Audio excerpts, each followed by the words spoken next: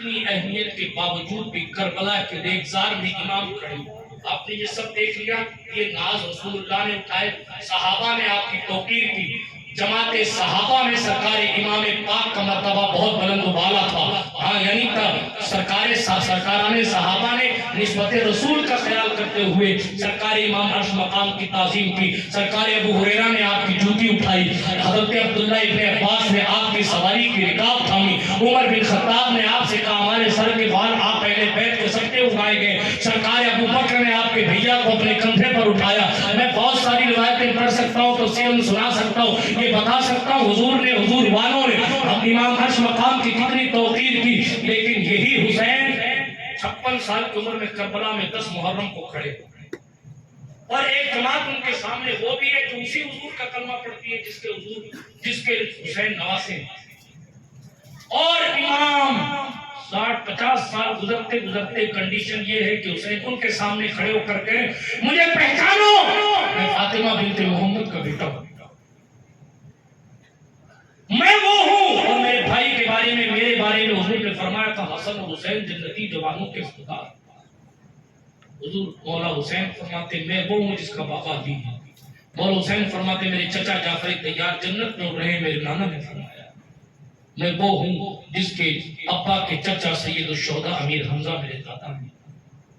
حضرت امام عرش مقام خطبہ دیتے دیتے یہاں تک پہنچے کہ لوگوں سے کہا اب توجہ میں کربلا پڑھنے لگا ہوں, اب آپ کی توجہ مبذول نہیں ہونی چاہیے, اور اپنی مرادیں تمنائیں اپنے دل میں لے لیجیے. اس لیے کربلا صرف جنگ نہیں ہے, کربلا ہم اللہ رب العزت جل مجدہ الکریم کی عبادت سمجھ کے پڑھتے ہیں, کیونکہ حسین اس علی کا بیٹا ہے جس کا ذکر کرنا بھی عبادت ہے. یہ وہ خاندان ہے, اللہ نے اپنی عبادت, ابھی آپ سن رہے تھے کہ اپنی عبادت نماز میں بھی ان پر سلام رکھا ہے. یہ وہ خاندان ہے کہ ہر خطیب جمعے میں ان کا نام لیتا ہے. یہ وہ خاندان ہے جس کی فضیلت کی باتیں قرآن میں موجود ہیں. یہ وہ خاندان ہے وسیلہ دعا, وسیلہ اجابت دعا ان لوگوں کے نام ہے. اب توجہ سے سنیے, عرض کر رہا تھا سرکار امام لوگوں کے سامنے کھڑے, وہ لوگ بھی اسلام کے دعوے دار. پہلے کلیئر کٹ بات سن لیجئے, جو 22,000 کا لشکر جبار یزیدی صف باندھ کر امام پاک کے سامنے کھڑے تھے, وہ امام حسین کو معاذ اللہ نقل کفر نہ باشد, وہ امام حسین کو گمراہ سمجھتے تھے. جی یہ بات کلیئر نہیں کی جاتی, اسی لیے لوگ یزیدیت کی تائید کرنے کی باتیں کرتے ہیں. ان علماء سے پوچھیں, ایمانداری کے ساتھ آپ کو بتائیں گے کہ ان لوگوں نے کربلا میں کھڑے ہو کر حسین پاک کے لیے کہا حسین یہ خندق کی میں تم نے آگ جلائی ہے, تمہیں مبارک ہو, تم جہنم میں جاؤ گے. نعوذ باللہ من ذالک. جنتی جوانوں کے سردار کو ان کمینوں نے, ان بدبختوں نے, ان رذیلوں نے, ان خبیثوں نے معاذ اللہ امام عرش مقام کو جہنمی. کس منہ سے ان کی تائید کرے؟ کہ یہ تاریخ کے الفاظ نہیں ہے؟ ان کی فکر دیکھیے کتنی میلی فکر ہو, کتنی میلی فکر. وہ کیوں الگ نماز پڑھتے تھے؟ کیونکہ وہ حسین کو معاذ اللہ امامت کے لائق نہیں مانتے.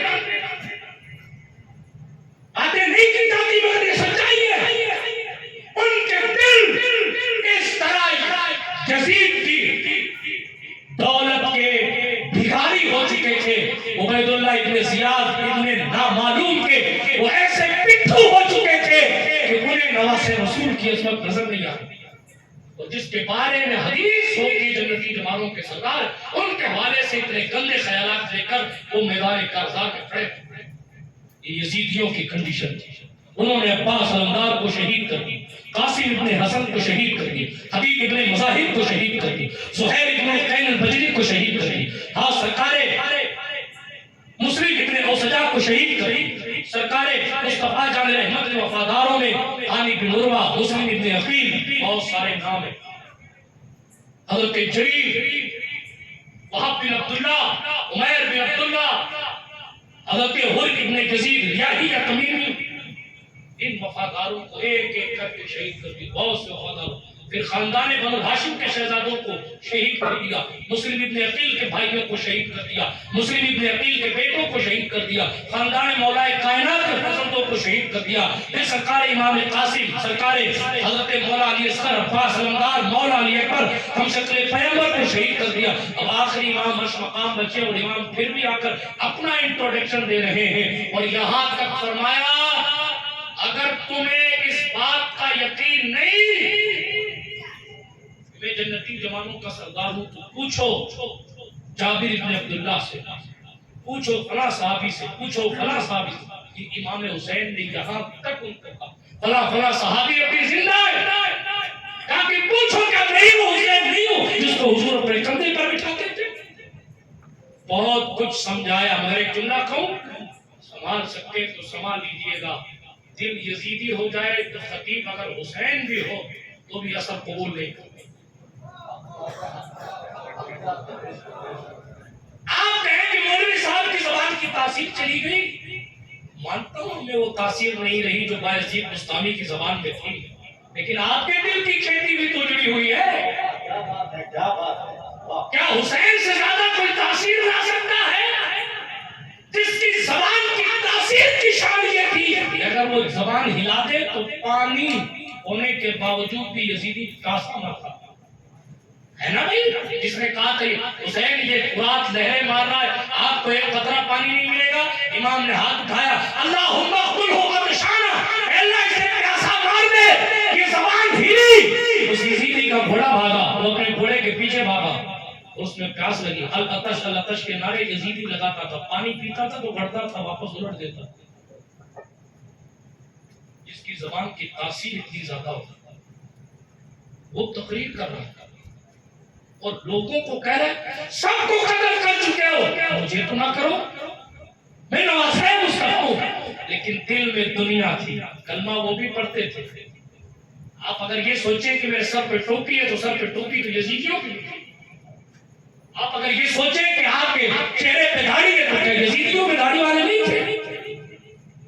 آپ یہ سوچیں کہ میرا لباس اسلامی ہے تو کوئی عیسائیوں کا لباس پہن کے یزیدی تھوڑے؟ بات اتنی تھی کہ دل میں حسین کا کردار تھا یا نہیں تھا،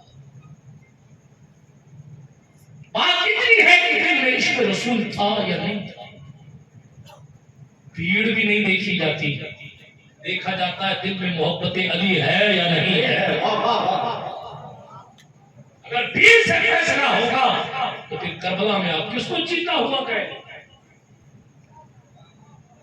اگر فلاں صاحب فلاں علاقے میں امامت کرتے ہیں، ارے حرم کے پیچھے حرم والے کے پیچھے نماز نہیں پڑھیں گے پھر کس کے پیچھے پڑھیں گے؟ یزیدیوں نے حرم پر قبضہ کرنے کی کوشش نہیں کی تھی؟ کیا امام حسین کے قاتلوں نے مسجد نبی میں نماز نہیں پڑھائی تھی؟ بات کو بہت دور نہیں لے کے جاتا مگر ایک قانون دے رہا ہوں، ہم یہ نہیں دیکھتے ہیں کہ امام کی شکل کیسی ہے، ہم یہ دیکھتے ہیں وہ حسین کو اپنا امام مانتا